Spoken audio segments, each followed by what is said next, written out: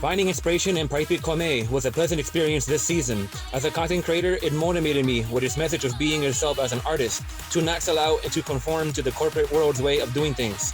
With Azalea, she's made an example of this as she gets reduced into hollowly doing what sells rather than what brings her passion. This series spent more time developing Aiko's singing rather than her character. Still, for me, it's what Aiko stands for that is more important. An amateur singer starting from the bottom, struggling with a dream and against outstanding odds. How could I not relate to Aiko? How could I not see myself in part of her struggle? As a result, I felt a great connection to her. You could say that Komei helped her reach greater heights. Regardless, Komei's stratagems cannot work on their own without Aiko's magnificent singing talent and passion. Her hardships hit me emotionally because I have struggled so much doing what I want to follow as a career. Something interesting about Komei is that he actually is willing to kill people for Aiko, though it's subtly shown in the series. I would have liked to see more hardships because the character being too smart and overpowered lacks the entertainment and balance of high stakes. Regardless, Komei feels too likable as a supportive, intelligent, and humble character. An old Chinese tactician getting sent to modern-day Japan's underground club scene to help an amateur singer rise in her career with his stratagems feels like it makes no sense. Despite that, this series makes sense of it once you watch it.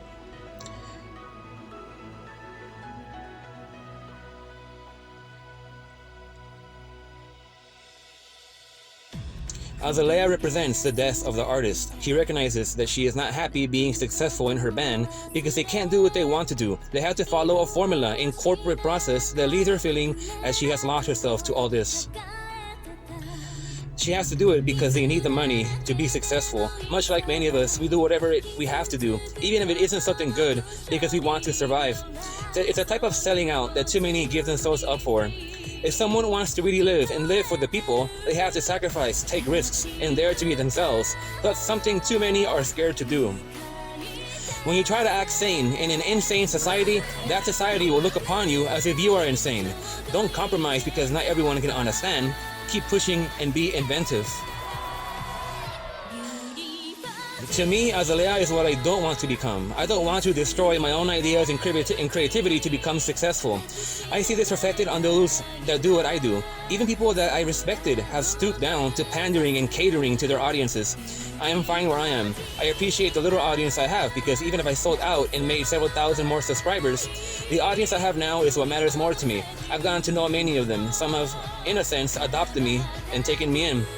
Being told to give up, that it's impossible, that I'll never reach it, it's just to just look for another full-time job. It's common for me to hear.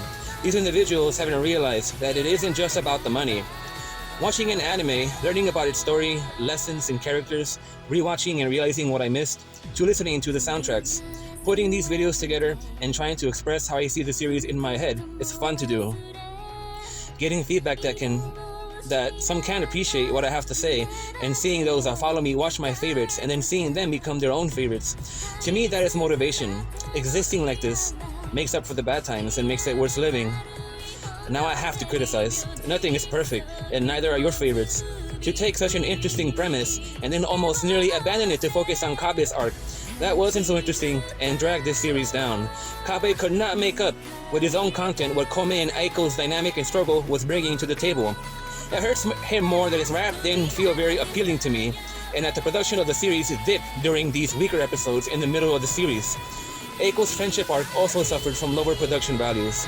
The amount of slideshows and important events getting skipped were over and disappointing to see. It wouldn't be until the last 2 episodes that the series returns to the greatness of its first 3 episodes.